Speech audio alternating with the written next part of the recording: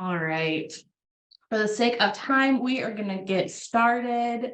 Welcome, everybody. I want to welcome today all of our panelists and our attendees. We are going to be talking about how to help agents find new customers online. So I am joined by a few guests today. With us here from Bond Exchange, we do have our head of marketing, Mr. Tim Rotundi. So Tim, if you can go ahead and introduce yourself, as well as what we do here at Bond Exchange.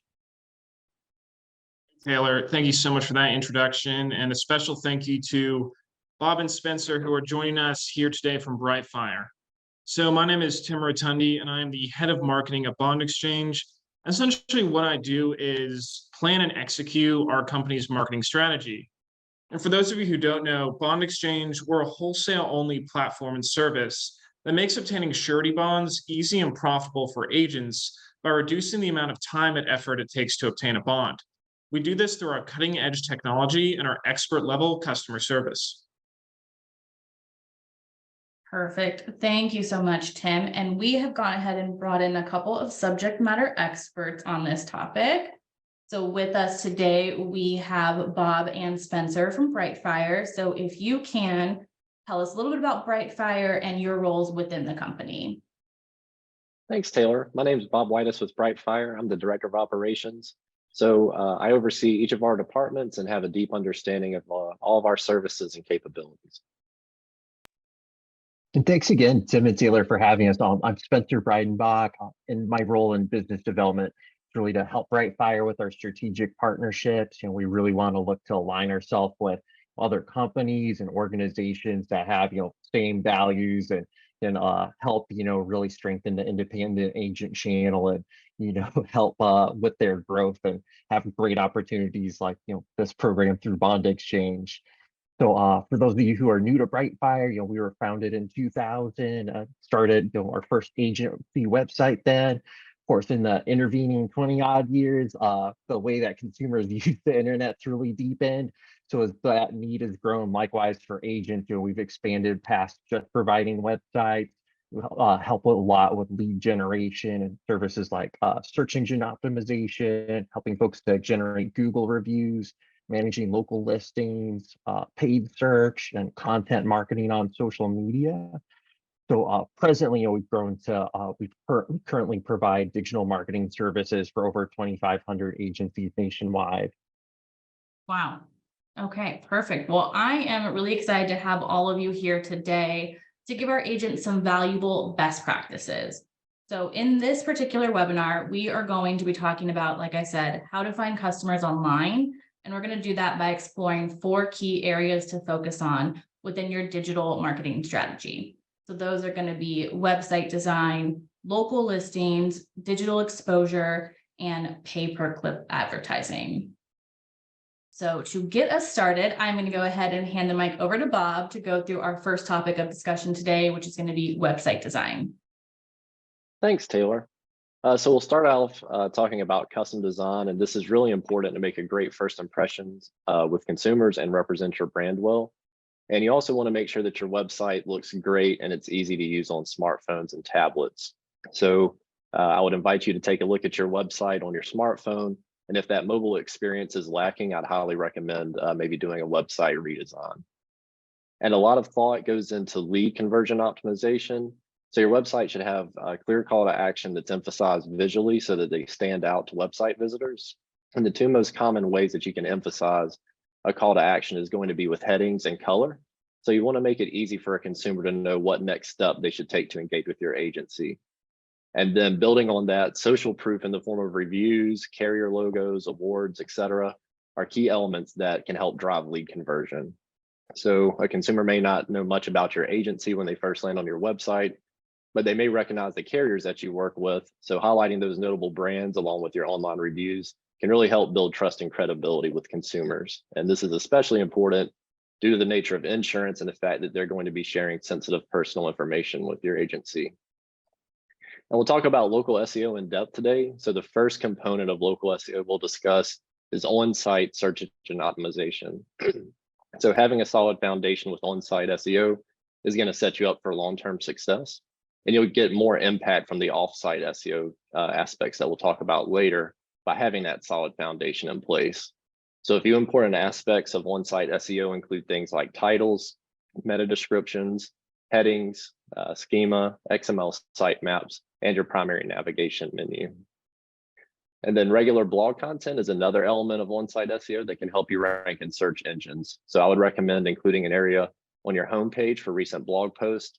That way, when Google indexes your homepage, they're going to regularly see those new blog posts. So updating your website and the addition of new content, those are both positive signals that Google is able to recognize. And then whether a visitor is a prospect or a customer, your website should be a useful resource for them. So you want to ensure you have a way to capture leads and provide support to your current policyholders.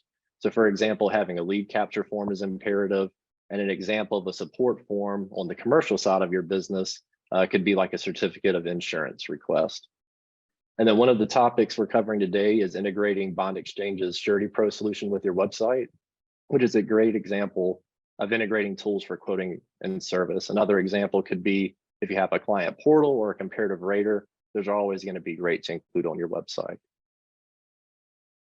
Okay, perfect. Thank you so much for that information. I am the person on the panel who is not super tech savvy. So we are going to go ahead and look at some real life examples of what Bob is talking about here. So this is a bond exchange client. This is also a website made by Brightfire. So we're going to grade you right now on some of these topics and see also if we can put to practice what you were just talking about. So I took a couple of notes. So we originally were talking about calls to action. So I can see right here, you mentioned color was a big deal. So I have an immediate call to action right here, different color than the heading, very much stands out. So we've got one off our list. Let's see. Okay, social proof. So we can see right here, we have our Facebook, our LinkedIn, all of those different things tagged. So far, you guys are doing a great job. I am looking now. Let's see what else we have here. Okay, about me section, carrier logos. Okay, so that is giving validity to this agency. We understand who he works with, who's he appointed with. Right under that, we have reviews. Looks so clean. I love how it's just sliding past us. Okay, so that also links out so we can see all of the rest of the reviews. We have blog content. We have a lot of blog content. We have a pretty active blog content with this particular page. So definitely Google knows that this is a very active website. And then I know we were talking about those links as well. So you can see this has followed me everywhere I go on the page. We have a very clear way to link out to that quote, making it easy for that client to know exactly how to find something on your website. So I'll say A+ on this one. Yeah, this is a fantastic site. I mean, you guys at Brightfire really did an awesome job. Taylor, I am curious, can you click on the Surety Pro embedded link just so we can kind of get a look at it, or just show the audience how that looks in practice?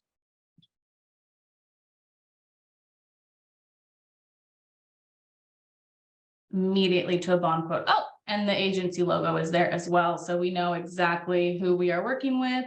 We're getting things done immediately for a client. And then we know that it's still with Frank.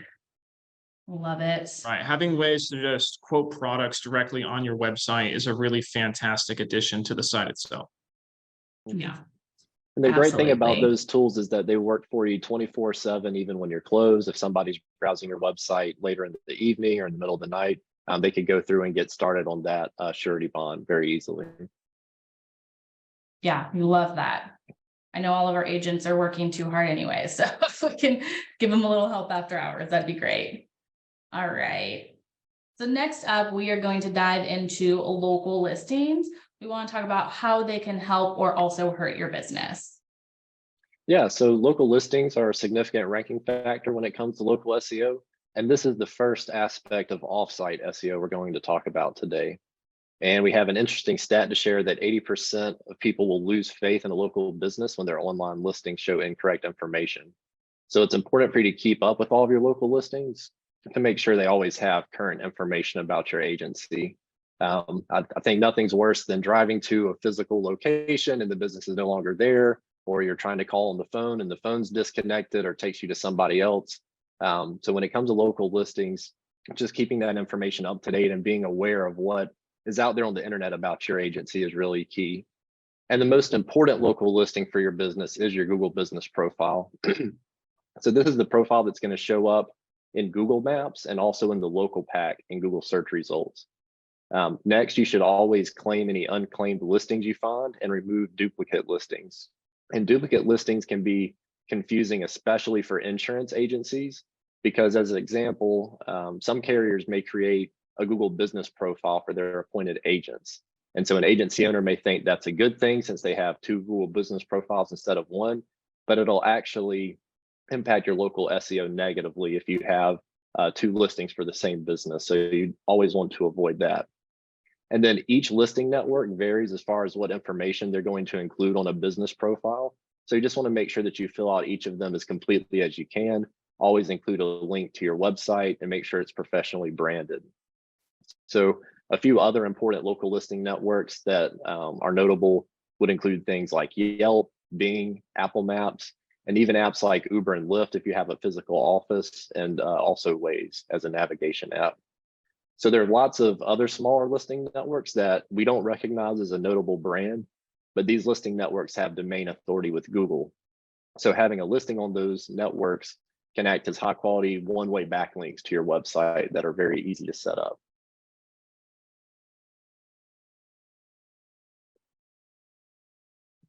Okay, perfect. And I'm actually going to have Tim now talk about how we handle that in-house here at Bond Exchange. Thank you for that, Bob. That was fantastic information. I agree with everything you said. What I can add to the conversation is what I would say for insurance agents, this is very important, is to look to partner with carriers, MGAs, and agency networks that contain quote unquote agent finder tools that can pair you with insureds. So for example, Bond Exchange, we have an agent finder tool, which we call Book Builder, that allows you to instantly quote that allows insureds to instantly quote bonds directly through your agent profile. So basically what I'm trying to say is just look for opportunities to be featured on sites where your customers will visit. So for example, at Bond Exchange, we have retail traffic, and we're able to make use of this retail traffic through our agent finder tool and generate business for your agency. And other companies do the same as well. Perfect. Thank you for that, Tim. And we are now going to talk about digital exposure. So this is other ways that you can interact with existing and new clients. Specifically, we're going to have Bob address social media and online reviews. Thanks, Taylor. So for social media presence and activity, it's important to have a professional presence on social media and to be active on a regular basis. So a consumer that isn't familiar with your brand, they may turn to social media to get a better understanding of your business. So if they can find you on social media, your profiles are professionally branded, you're regularly posting content, that's going to send more positive trust signals to that consumer and make them more likely to reach out to you and feel comfortable sharing that sensitive personal information with your agency. And when it comes to posting on social media, my strongest recommendation is to commit to a posting schedule that's realistically manageable for you. So start out small, for example, 1 post a week, 2 posts a month, and then work your way up from there. I've seen a lot of agencies try to produce a great deal of content in a really short amount of time. And due to the amount of energy that goes into that, they abandon the project after a month or 2. So I'd recommend to start slow and build your way up and not biting off too much to start with. And then content that's local and personalized to your agency usually performs best. So some examples there could be posts about employee anniversaries, introducing a new hire, or participating in any charitable events in your area. So showing off that human side of your agency is a great way to build engagement on social media. And then moving on to online reviews, this is the 3rd component of local SEO, another offsite SEO factor.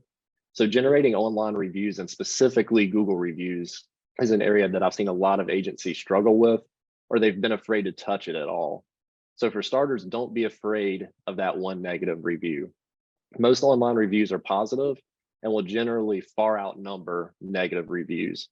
And it's also okay to ask your customers to leave a review for you. I know a lot of agencies aren't shy about asking for referrals, and I would say that asking for a review is an even smaller ask than a referral. And the point that I really want to drive home today is that there's no finish line with online reviews. So a lot of agencies have done a big push, similar to what we talked about with social media. They've generated a lot of reviews in a short amount of time in the past, but it's not part of everyday business for them. So receiving new Google reviews on a regular basis, that's one of the top ranking factors that was listed in a recent comprehensive report on local SEO ranking factors. And that holds true for Google's algorithm as well as consumers. So for example, if a consumer sees that you have 200 Google reviews, but they're 6 months or 2 years old, they may wonder what happened. Why did the reviews stop? Did the customer service decline? Are you still in business? You had all these great reviews and then all of a sudden nothing. So every positive interaction with the customer is a golden opportunity to ask for a review. And I would encourage you to make asking for Google reviews a part of your daily routine, part of your daily process. And in order for that daily process to succeed, you should make it really easy for your customers to leave a review. So you can include a link to leave a review in your email signature, or just keep that link handy so you can drop it into any email when that opportunity arises. And then when you get new reviews, it's important to always reply to them. If you can speak to the details the customer mentioned in their review or the relationship you have with that customer, that's even better. Responding to reviews is another positive SEO signal that Google recognizes, and consumers are going to appreciate seeing those responses, especially the more personal they are and not appearing robotic. And of course, no business is perfect. You may get a negative review every once in a while. And when that happens, the most important thing to remember is that other consumers will see that review and how you responded to it. So don't respond to a negative review by getting into an argument with the person. That's really the worst thing that you can do. Even if the person was difficult to deal with, confused, flat out wrong, being dishonest, just handle it professionally. Demonstrate an earnest willingness to talk to them about the problem in that reply, and then share that that experience isn't a common occurrence. No, that makes a lot of sense, and also reminds me that I need to review the movers who just helped me this weekend. So I will get on that. But from what I'm getting from this, it sounds like with social media and with online reviews, kind of like a diet plan, right? It only works if it's consistent. So if we're going to do online reviews, social media, let's make sure our agents are doing so consistently. So that makes a lot of sense to me. All right, so now we are going to dive into our fourth and final area. This is something that we have all heard of, but maybe didn't have a clear understanding of how to best utilize it. At least I know that is definitely true for myself. So we are talking about pay per click advertising. So I'm actually going to pose this to both Bob and Tim. Bob, if you can talk about what this means overall, give us some information and education about this. And then I'm also going to have Tim explain how we handle that in-house. Sure. So one question I've gotten many times over the years from agents is, do people really click on these ads? So we're sharing a stat today that 33% of online users have clicked on a paid ad just because it answers their question directly. So today we'll talk about two types of ads, search ads and retargeting ads. Search ads are going to be shown when someone does a search in Google. So you're catching them at the moment that they're interested in one of the policy types that you sell.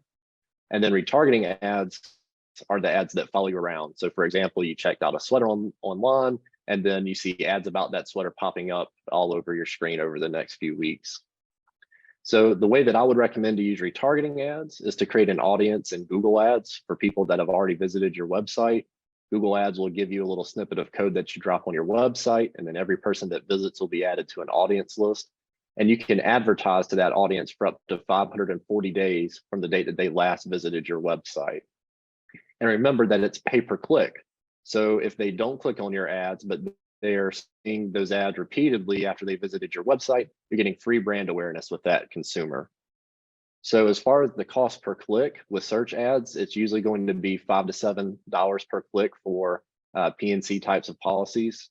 Of course, this does vary based on the type of policy and the geographic area you're targeting. So it can definitely be higher than that in some instances. And with search ads, you use keywords and keyword phrases combined with geo-targeting to define your audience. And with geo-targeting, you can target things like zip codes, cities, counties, states, or even a mile radius around your office. And you can also combine these targeting methods for targeting exclusions. So you can really dial in the geographic area you want to focus on. And similarly, you can use negative keywords to refine your targeting accuracy. So for example, the word claim is a great negative keyword to use when you're advertising for insurance and you're looking for people that are shopping for a new policy, right? You don't want the people that are looking for customer support or help filing a claim. That's just going to be a waste of your time probably if they call you up on the phone. And then retargeting ads are typically $1 to $2 per click. And with each return visit to your website, it's going to be more likely that consumer will engage with you and convert. There's actually a marketing rule of 7 that a consumer needs to see your branding 7 times before they're ready to make contact or make a buying decision. So you can combine retargeting ads with local SEO, search ads, or both to really ramp up your lead generation. So search ads are going to be best for short-term lead generation, and then retargeting ads are going to be best for complementing local SEO or search ads. And the most important best practice to share as far as what happens after someone clicks on your ad is to make a unique landing page for each ad campaign. So for example, if you clicked on an ad for that sweater we were talking about earlier and you land on the homepage of Amazon.com, and then it's left up to you to go find that sweater on their website, the most likely thing you're going to do is click your back button in the browser. And I've seen many agencies that have sent paid ad traffic to their homepage, and that's really the worst thing that you can do as far as driving conversions with pay-per-click. And you also want to remove distractions on that landing page, such as your main navigation menu. You want that landing page to be tightly focused on the exact topic of the ad and present a clear call to action, such as completing a form, calling you on the phone. And if they're making a phone call, make sure you have call tracking set up on that number. Another popular conversion action could be scheduling an appointment, things of that nature. And then something else to keep in mind is to give the campaign time. So Google Ads uses machine learnings with their bidding strategies. And whenever a campaign launches initially, or whenever substantial changes are made to it, something called a learning period happens. And what that means is that Google Ads is serving your ads in a lot of creative ways to see what combinations lead to a conversion. So the more conversions that happen, Google Ads will look for patterns and similarities among those users as far as their demographics and their online activity. And then it's going to use that data moving forward to find similar users or similar online habits to serve your ads to, since they think that they'll be more likely to convert. Perfect. I know retargeting ads have definitely made me buy a lot of sweaters. So now I understand why. Tim, we want to talk about how we do that here at Bond Exchange. Sure. And again, just fantastic information from Bob. You know, Bob is always just a tough act to follow because he definitely knows his stuff. So what I would say, at least this is what we focus on at Bond Exchange, is primarily you just want to focus on the ad's quality score, meaning how relevant is the ad to the keyword that you're targeting, how relevant is the ad to the landing page that it goes to, and how relevant is your ad to the other ads within the group. All of this will affect the hierarchy of your ad within those sponsored results. Also, I would recommend that you continuously monitor search trends and update keywords accordingly. You know, a popular search term in March may not be popular in April. There may be something else that you want to be targeting. So you want to consistently monitor those trends. If you are doing your PPC ads in-house, we recommend tools such as Ahrefs and Moz. They can all do this. Also, as Bob mentioned, you want to focus on having a good landing page to drive conversions. You know, you could have PPC ads, you know, down to a T. You're super awesome. You're getting a lot of clicks. But if your landing page stinks, then you're going to be wasting your money because no one's going to be converting. So we actually have an example of one of Bond Exchange's landing pages. I don't know if maybe some of you guys on this webinar have seen some of these pages yourself, but essentially how it is, oops, my lights keep going off. Sorry. Oh, well. It's clear and to the point. It has a defined call to action, the gain access button that is in a bright yellow, so it's easy to see. We have a nice video there that just explains our products and the services we offer.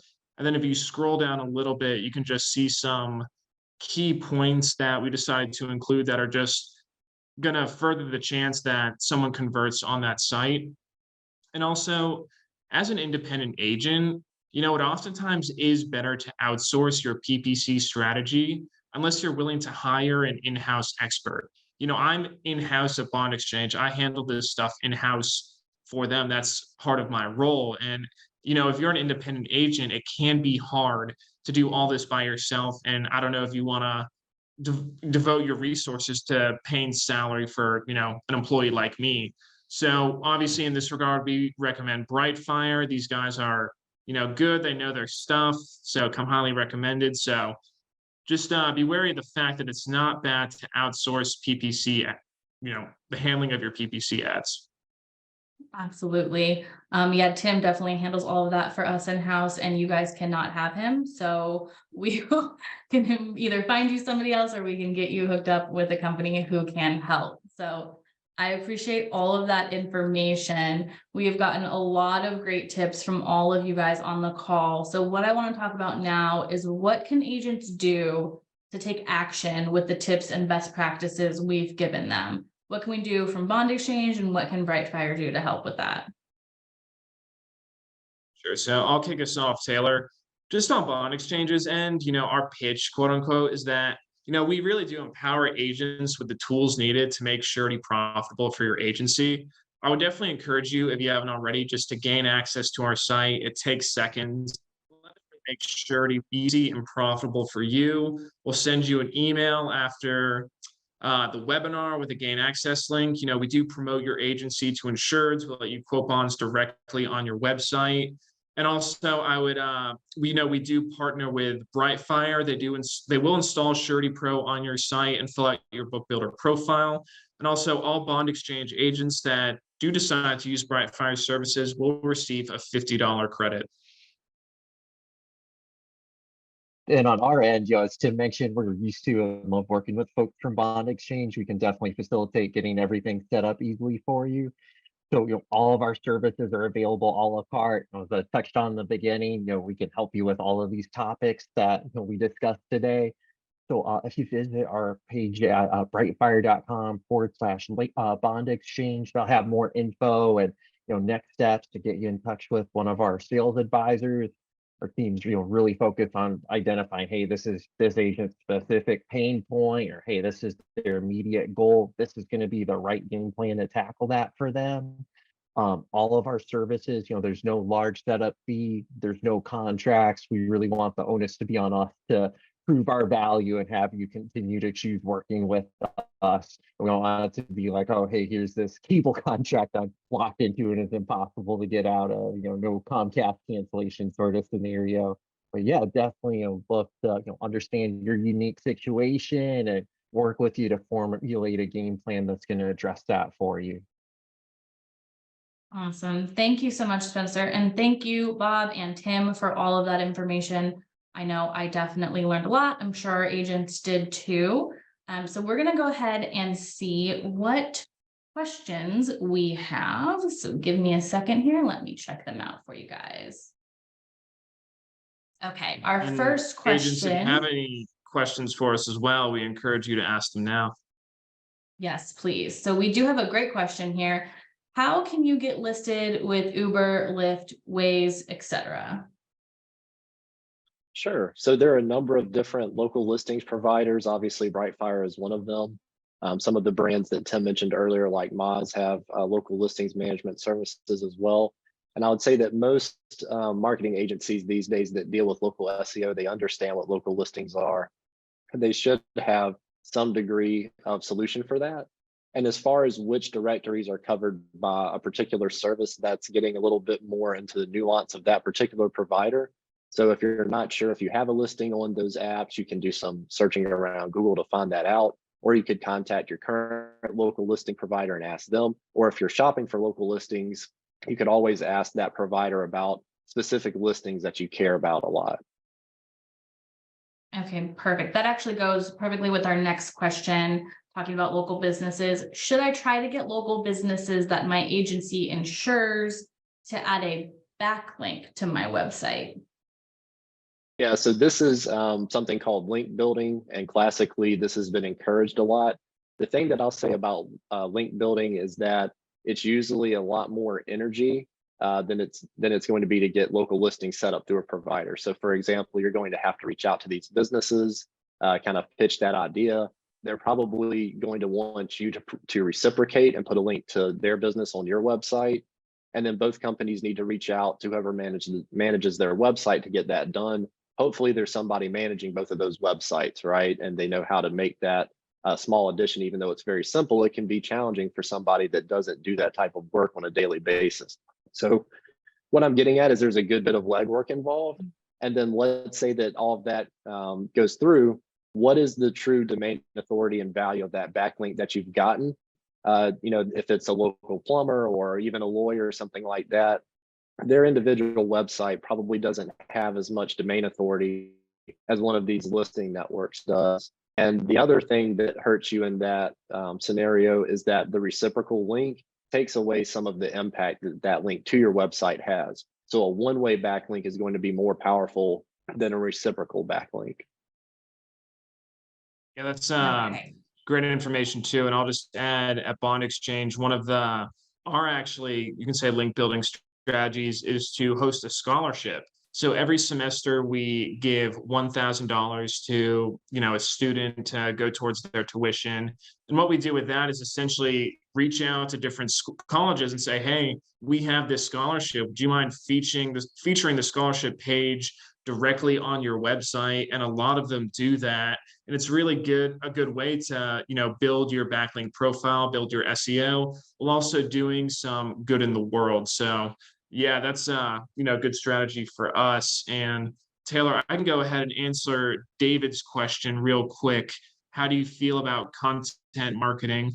David, that's a huge part of Bond Exchange's marketing strategy, creating good and relevant content that our viewers will, be interested in and want to read.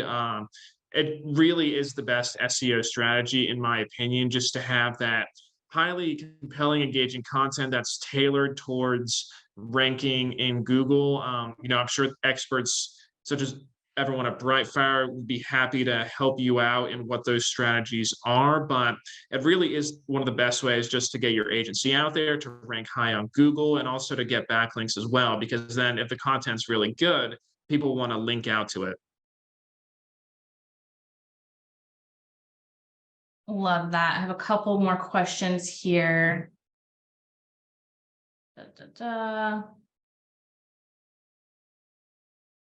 Okay, we currently represent both Bond Exchange and have our website with Brightfire. What is the next step to merge these assets?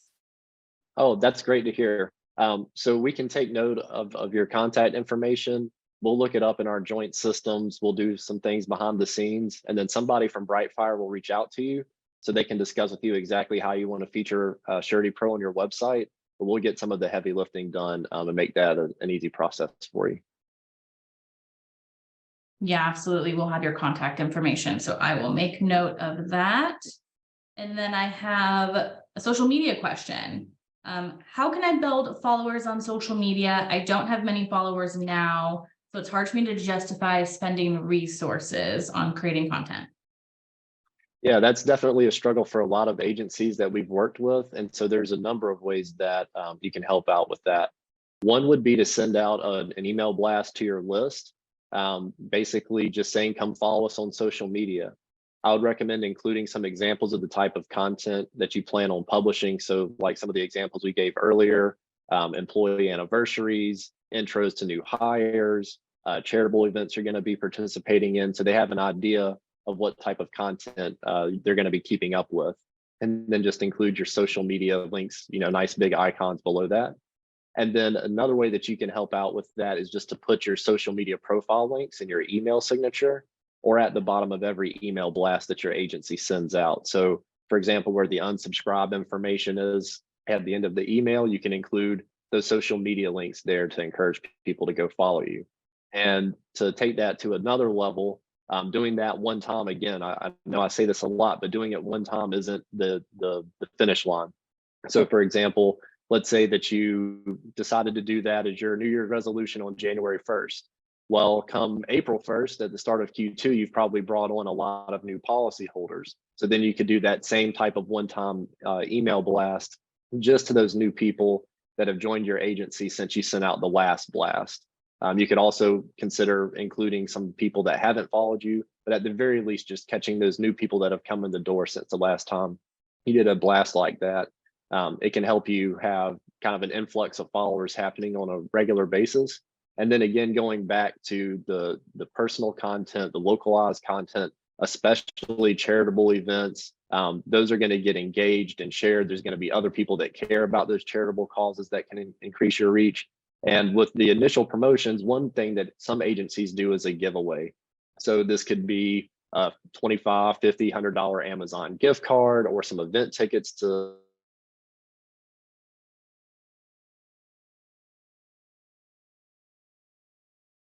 a nice restaurant, something like that.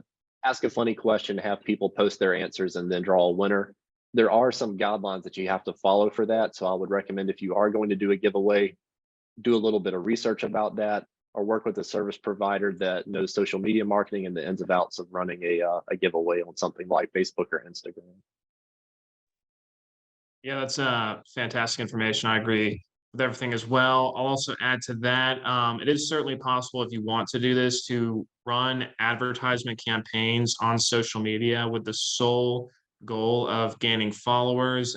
We've done that in the past at Bond Exchange, and it's been successful to us. Obviously, Bob's way is the good way because you don't have to pay any money, but if you do have extra resources that you're able to set aside for your social media accounts, you can run follower campaigns on all major social media platforms: Twitter, Facebook, LinkedIn. So that's certainly an option as well. And David, sorry, the lights keep going out in the room I'm in, but that's okay. And David, also, we will be sending you a recording of this webinar, so you will be able to share this with your staff. Absolutely. And I think that's all the questions that we have now. So again, I want to thank Spencer and Bob and Tim for your time today. You guys provided so much education, so many best practices. Even I can understand them. So if we did not get to your question, if you had a question and didn't have time to ask, you have our contact information. Please feel free to reach out to any of us. I just want to thank all of the agents who hopped on today as well. You guys have Your time is very valuable, so we appreciate that you are here with us. Thank you so much, and have a great rest of your day, guys. We'll see you on the next webinar. Thanks, everyone. Thank you.